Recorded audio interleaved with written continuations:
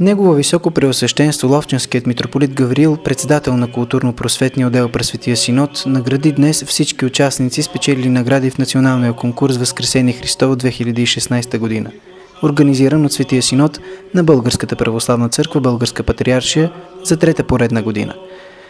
Тържествената церемония се състоя в столичния храм Свети Кирил и Методий, като преди награждаването митрополит Гавриил възглави празничната света литургия по повод неделята на светите мироносици.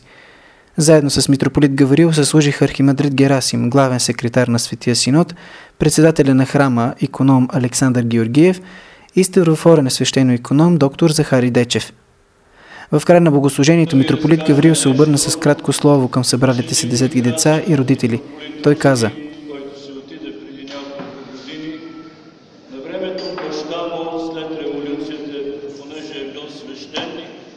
е бил взет в концентрационен лагер и оттам е пратил на едно малко листче няколко думи до своя малък син. Мили синко, аз точно не помня думите, но горе-долу ще ви преподам. Бъди добър, обичай Господ, обичай майка си, слушай я и бъди вместо мене подкрепа и закрил. Това Светия Синод иска и пожелава на вашите деца, или да кажем на нашите деца. Затова сме и направили този конкурс, за да може децата, когато пишат или рисуват нещо свързано с най-великия християнски празник Възкресение Христово, техните мисли да се потопят в молитвата, в съзерцанието на това чудо на чудесата, и тогава Господ сам ще дойде при тях и ще ги осени и ще бъде с тях, и те наистина ще стават по-добри, ще стават по-послушни, по-трудолюбиви и Господ ще ги пази от многото опасности, които сега навсякъде ги пазят. Митрополит Гавриил каза още, че Светия Синод за трета поредна година прави този конкурс, за да могат децата, които се включват и участват в него, да могат да се преживеят Възкресение Христово.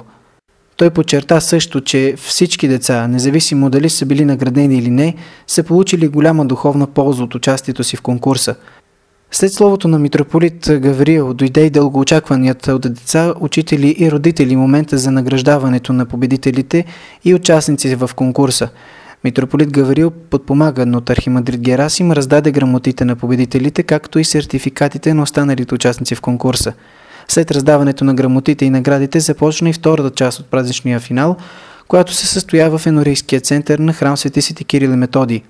Там бе изнесен кратък рецитал от децата, получили патриаршески награди в категория литература, проза и поезия. След това бе открита изложба с наградените творби в категория изобразително изкуство и фотография.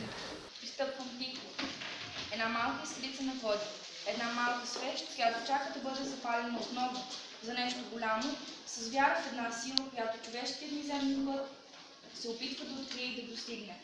Заставам пред храма в нощта на чудото. Светлината на светите образи носи усещането за топлина и душевен мир.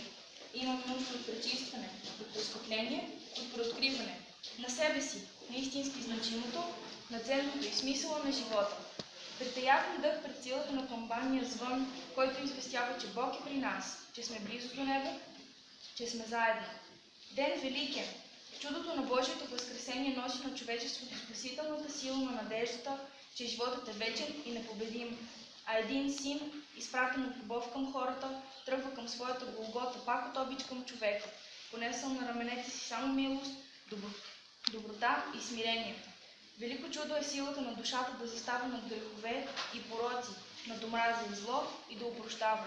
Това е великият смисъл на възкресението. Просто смъртният да прозрее в мислите си и да почувства в сърцето си, че има живот, само там, където има любов и душевна чистота. Конкурсът за творчество, посветено на Възкресение Христово, се провежда за трета поредна година и определено може да се каже, че той е повече от успешен, защото в лицата на децата се забеляза именно онова щастие, което е озарило и честваните днес жени мироносици, които първи чуха веста на Христовото Възкресение. Щастие, което не само няма да се забрави, а напротив, като зрънце ще покълне и в свое време ще даде достоен плод в полза и на Отечеството, и на Църквата.